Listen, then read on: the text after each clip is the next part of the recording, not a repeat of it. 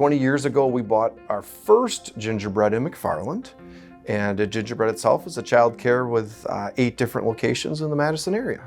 We have a fleet of 5 buses and 2 vans for Gingerbread House that we use to transport students to and from school. And all of those over the whole 20 years of Gingerbread have always been serviced at Tom's.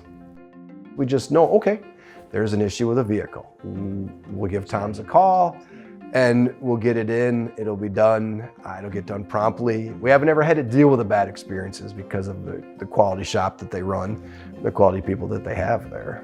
You've got kids in the car, and they're not even your own now, so that's somebody else's children that you're responsible for transporting safely from one place to another. I can't have anything going wrong with the vehicles.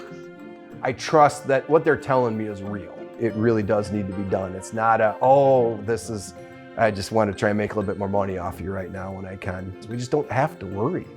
We know when something goes wrong with our vehicles, it'll be taken care of promptly, and at a reasonable price. So we are licensed by the state of Wisconsin, and the state of Wisconsin requires that all of our vehicles that transport any children have to be thoroughly inspected once a year.